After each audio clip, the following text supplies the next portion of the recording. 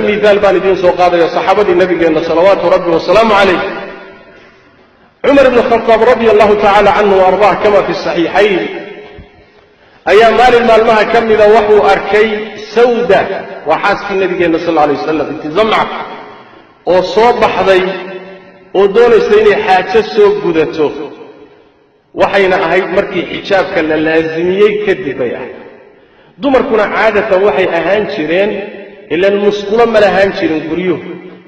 هبينكم مركو قلبي بلان كآدي شيرين وصوح حاجة بدن شيرين عمر باوحو أركي سودة أو صعودة سودة وحي أهان شيرتي هويني لف له وآد خير عمر مركو أركي قابك السودة أو صعودة وحو أقاته إني تهي قاب خلقا وسيستقل النقط كما أمسين مدين وحاسك النبي يا مدين ورفرقلين مدين محاك هاقلك وحكولي سويدوي سودوي نقل أقر سويدوي واكو أرقنا كثير سقابك أغوبة حيثبكي سودة مركبة هذا في قلبي قدو كدعوة صومت جرت نبي مسلم صلوات ربي والسلام عليه وقريه سقوري كم إذا كعشينيه لفهيبنا فينفيننا صلوات ربي والسلام عليه مركز يوشك توركي عمر كويل نبي صلوات ربي والسلام عليه مركب وحي مقصودي مركز النبي صلى الله عليه وسلم وحي كذب حكويل سودة إلهي وحو إذين إذ ما يهداتهين دمرك مسلمات كأها إنا دنيه نية حاجدين وبحدان الله وإذين فاستحيونا إذين أقول عليه عمر مركو أركي سودة يقاب كان مركو أركي استقوى لكم مناوي كما أمسي ساسونا أهانشري كان شديدا في دين الله منكر مركو أركوه من أركبه إلى النبي قال لي هذا صلوات ربي والسلام عليه عمر تشد مقاضه إلا الشيطان كتشدك صوحيا يواكل إحدى عمر مركو أكو الشيطان كواكل إحدى لأنه كان شديدا في دين الله وأذكى أذيك أن أهين وحخربت أذيك أن أهين وحفساد لكن إلهي تبارك وتعالى كلمة سي أمر كيس وأذكى قصة الله بعد وحي إلى أبو هريرة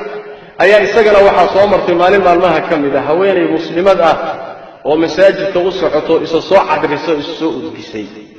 مركز وحو كيري أضونتي الله مركي أجمريسي باوحوغا وحو دريمو سوغاري عرفتي عبركا يوحي قدقوناي صومرس مركز ويري أضون الله ما مساجد كادو سعوتا هاويتي وما إساقات إسو سوء الكسي ها ما قرنا إذا مركز وحو كيري نقو oo ka soo qabayso cadarkan iyo udgoonkan aad soo marisay maxay ilaahay ma aqbalo haweenay soo baxday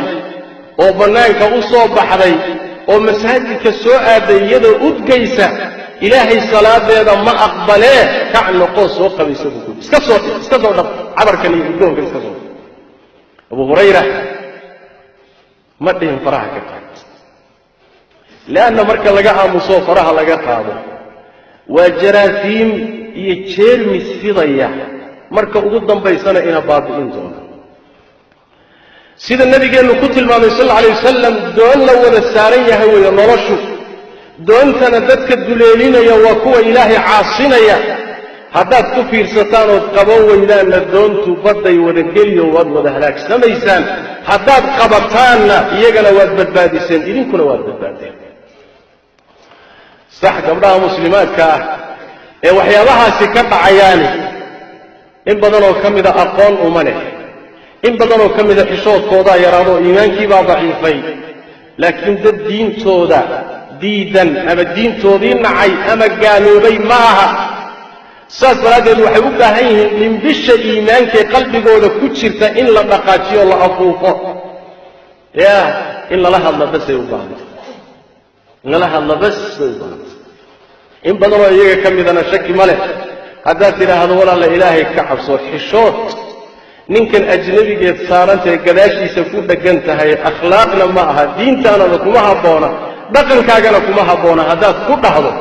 shaki ma leh waa xishoonaysa shaki ma leh waxay soo martay maalin dhowey gabadh ka mida gabdhahaasoo saaran dikidikidaasi ama mootada saaran oo nin ajnabiya u wado ayaa isoo dhaaftay anoo jidka haya waxaan aad u tamaniyey inaan gaadho saa ilaahay amarkii meelaan iga fogayn bay kaga degtay waan soo gaadhay isoo leexatay waan la soo leexay waxaan ku yidhi walaalle ninkan ajnabiga iyo meeshan aad saaran tahay ma kula fiican tahay maya waat maxaa ku saaray dan baa iga fakanaysay sheekh hawl baa iga fakanayso waan degdegayey laakiin waan khaldamay u noqon maayo istaxyad inay oyday ku dhowaatay waa saas laanna iimaanka qalbigeeda ku jiraa keenaya nin dhallinyaraa wuxuu ii sheegay gabdho waxaa jira inta badan guryaha hortooda jidadka caamkee la maraya guryaha hortooda soo fadhiista oo meelaha iskaga sheekaystaa jira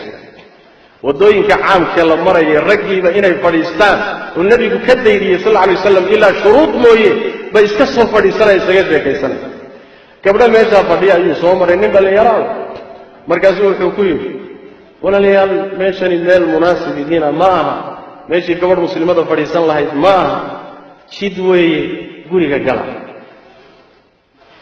gabadh gabdhihii ka midaa u soo baxday dabcan oo xoogaa qur-aanka inay ka taqaaneen waxna ka fahansanay markaasaa waxay ku tidhi qowmkii huud nebi huud qowmkiisii hadalkii ay nebi huud ku yidhaahdeen oo ahaa ama nawacdi ama ha nawacdiine waa isugu kaana mid waxba kaa yeelimayn adan haisdaalinin meeshan waa fadhiyaya wadaadkii intaa unbuu awooddiisa ahayna waa iska dhaafa waa isaga tiri gabadhii afka intaa waa ka tiri laakiin kelimadii qalbigeeday u gurubtay meeshii kama kicin ilaa ay qoomamootay maalmo kadibna madrasadii iyo darsigii iyo qur-aankii bay soo xaadirtay hawshay iyada ahaydna aad bay uga qoomamootay bal u fiirso dadkani dad xumaan doona uma banna laakiin badankood ama shaytaan iyo naf ama jahli baa haya maxaad diiday markay ku soo martay gabadha muslimadda ee ninka ku dheggan inaad tidhahdo walaala ilaahay ka xishood istaxyii min allah ilaahay ka xishood inaad tidhahdo maxaad diiday waa qalbigaaga oo iimaankaagoo daciifay iyo danayn la'aan wey waa gabdhaheenni waa hooyooyin waa akhawaadkeenni waa walaalaheen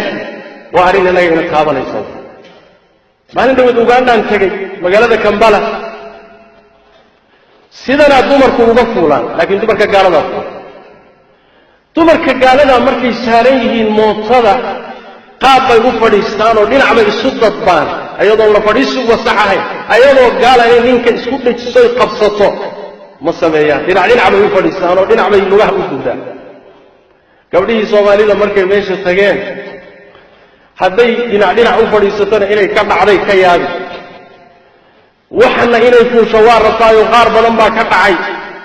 waxay sameeyeen sidii raggu u fuuli jiray intay u fuuleen bay weliba ninkii isku dhajiyeen mujtamacii reer uganda ee waxaan aqoon jirin gabadh xijaaban oo indha shareeran oo nin ajnabiya sidaa lugaha uga kala gedisay oo haddana issaartay mujtamacii reer uganda waa la yaabay waxay yidhahan warkaalay